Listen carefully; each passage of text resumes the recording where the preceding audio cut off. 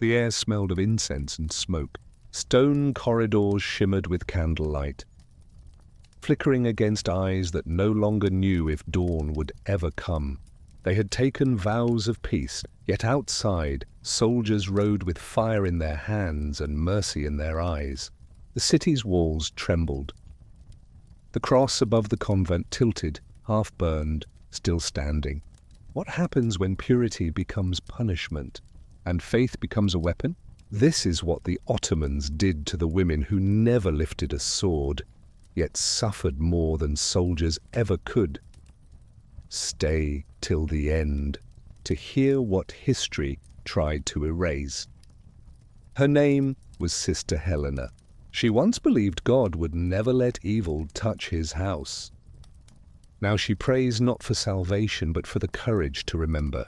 Every night she traces a cross on the floor with trembling fingers, whispering the names of those already gone. The night began with rain, heavy and relentless.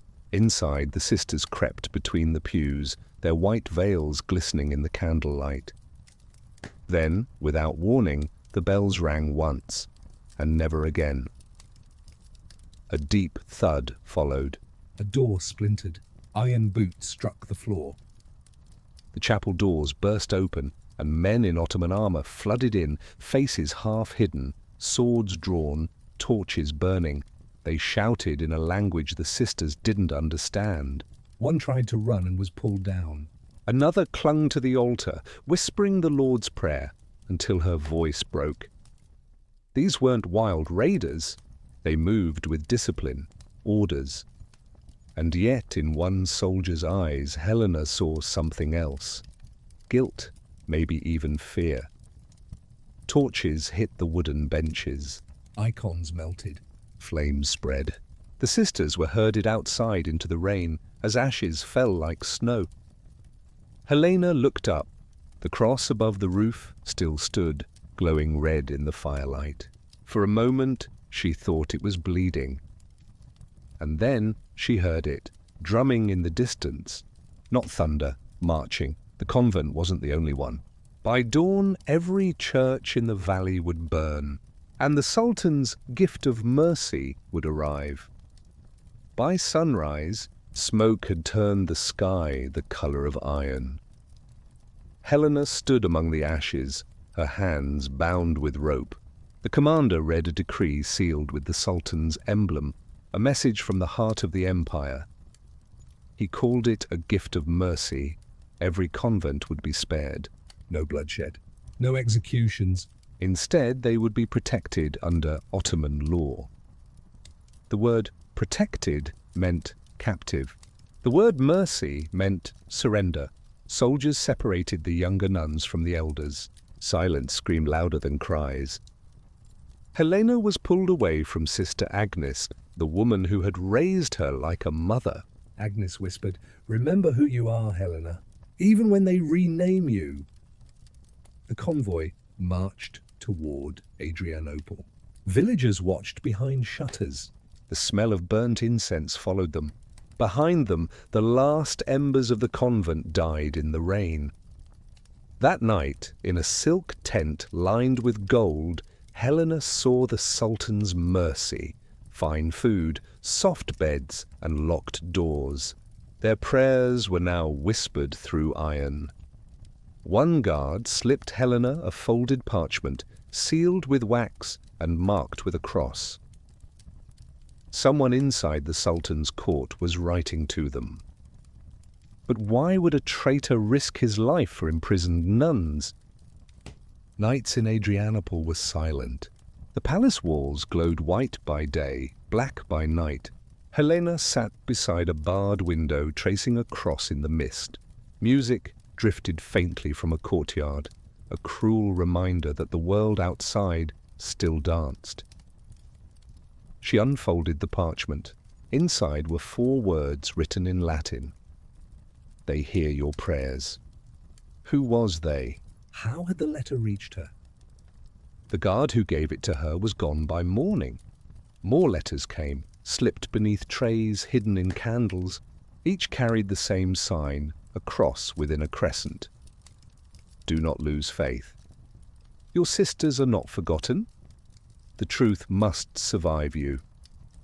The nuns began writing back, using charcoal on scraps of cloth, wrapping them in wax. They described what they'd seen, who had vanished. They believed the letters were reaching Rome. Helena prayed it was true. But one night, she overheard guards whispering, "The Sultan knew about the letters." Her pulse raced. She hid the parchments under the floor. One mistake could mean death. That night, she dreamt of fire again, but this time it burned inside the palace walls. By morning, a golden carriage awaited her with a naive invitation she would wish she had refused. If you're still here, thank you. These stories of faith and power survive because you do. Subscribe. To uncover the truths history tried to bury. The carriage gleamed like sunlight trapped in metal. Gold curtains, white horses, jeweled harnesses, every detail whispered deception. They said she was being honored. But when the doors opened, she saw dozens of women in rooms of silk and perfume, their eyes empty, their veils spun from gold. They weren't guests. They were trophies. Nuns turned into ornaments. Helena received her own golden veil.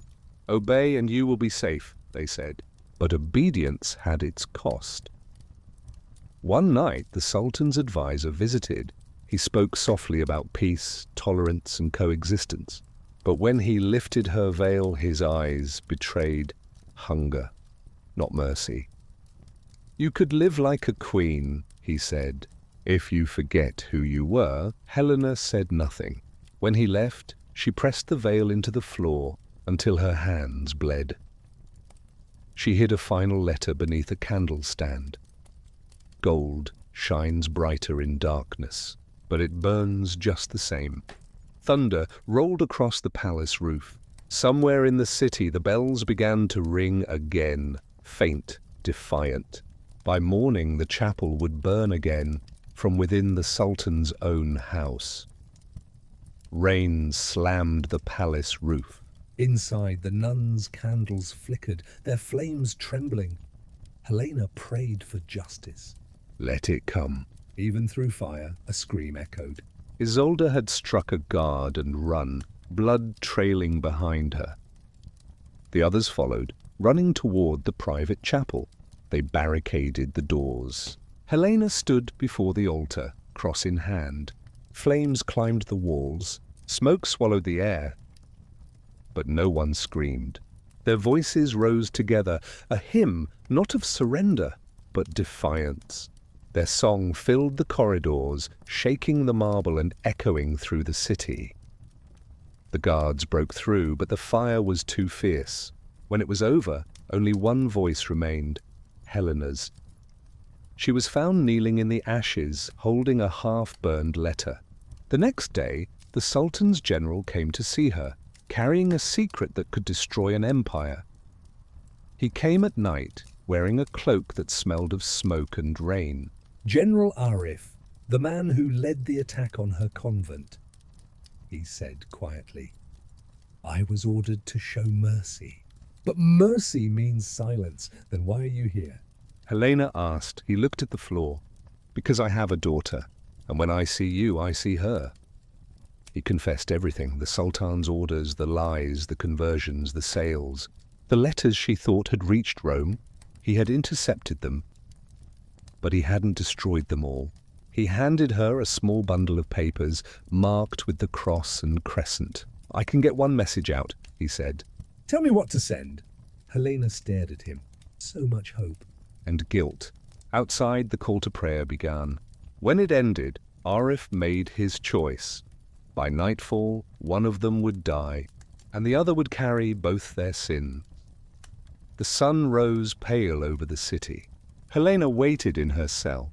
A soldier entered, silent, and dropped a folded parchment at her feet. It was Arif's handwriting. "The truth will leave this city tonight. I cannot." "Forgive me." Outside, voices shouted. Arif was executed for treason. But not before sending her letters out of the city. A merchant carried them hidden among his goods. Weeks later they reached Rome, proof of the crimes the empire tried to hide. History would not remember their names. Only one survived long enough to tell them, Helena of Constantinople. She lived in silence, tending a small chapel on the city's edge. Each morning she lit a single candle and whispered, "We are not forgotten." When she died, her hands were clasped in prayer, her eyes open toward the east. Years later, beneath the chapel floor, a parchment was found with a single line. Even in silence, the bells still ring. History remembers empires by their victories. But it's the silenced who leave the deepest echoes. Would you have chosen silence or defiance? If this story stayed with you, share your thoughts below. Like, subscribe, and join us for the next untold chapter, where power, faith, and humanity collide again in the shadows of history.